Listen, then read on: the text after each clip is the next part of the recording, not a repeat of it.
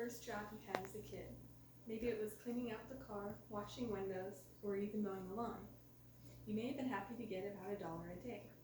As you got older, you were able to take on more of a workload.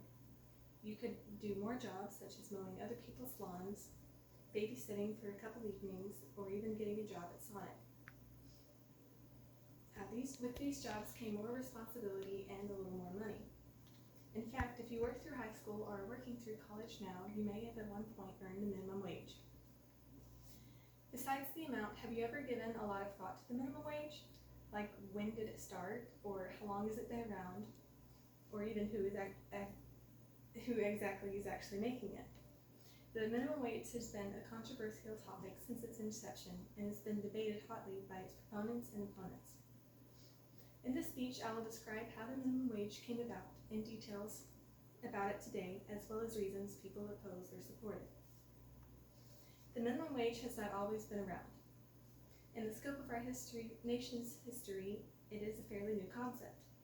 The first minimum wage law was passed in Massachusetts in 1912. That's just a little over 100 years ago. It applied only to women and children. Men at that time thought that a government-set minimum wage was offensive. They also saw it as an obstacle in their fight to unionize the workforce.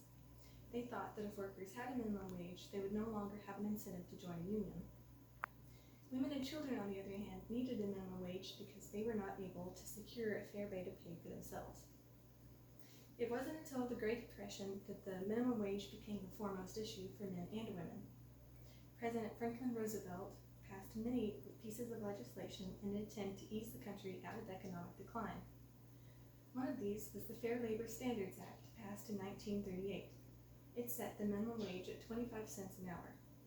Since then, minimum wage has been raised many times to keep up with inflation and the cost of living. Today, the minimum wage is $7.25 as it was set in 2009. And many states have chosen to raise their wages above the federal rate, including Arkansas. As of 2019, our state minimum wage was $9.25.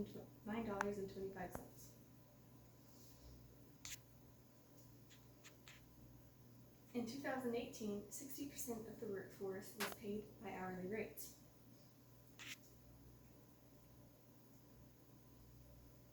Of that 60%, 2% were at or below the minimum wage. That's only about 1.7 million workers. This percentage is less than last year or even the year before that. As Andy Kirst of the Business Insider said, minimum wage has been on the decline in the U.S. for several years. Supporters of raising the minimum wage have many different points in arguing that it improves the economy and the situation of individual workers. First, it protects workers from exploitation. The higher the minimum wage, the better off the lowliest of the workers will be.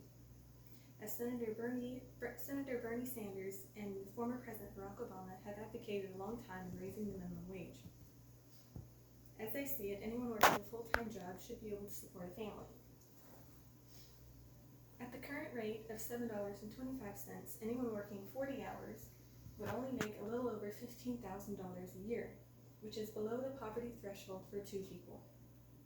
Increasing this rate to $9 an hour would bring their income up to $18,000 a year, which is over the poverty threshold for two people. As Obama said in his State of the Union address in 2015, vote to give millions of the hardest working people in America a raise. Another argument for raising the minimum wage is that it stimulates the economy. People with more money tend to spend more money.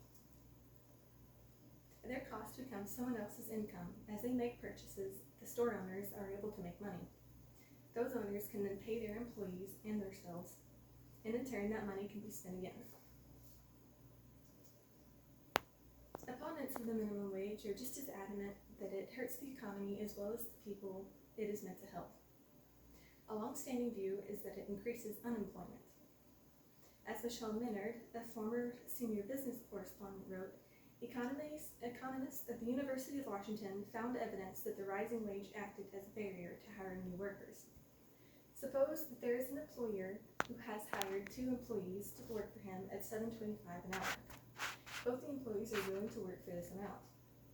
A change in law, however, requires that the employer pay $9 an hour, a rate that the owner cannot afford to keep the 2 employees. He has a choice to let one go.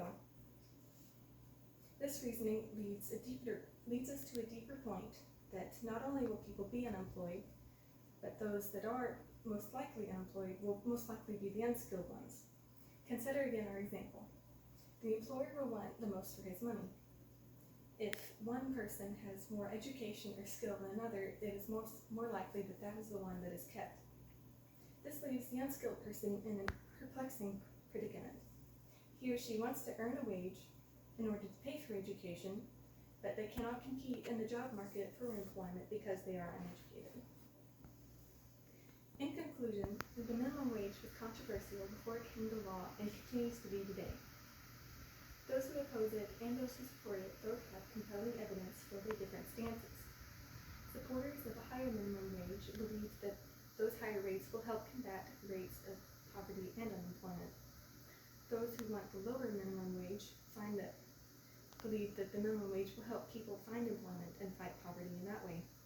These strategies couldn't look much different from each other, but they both have the same goal, the best for the individual worker and a healthy working economy.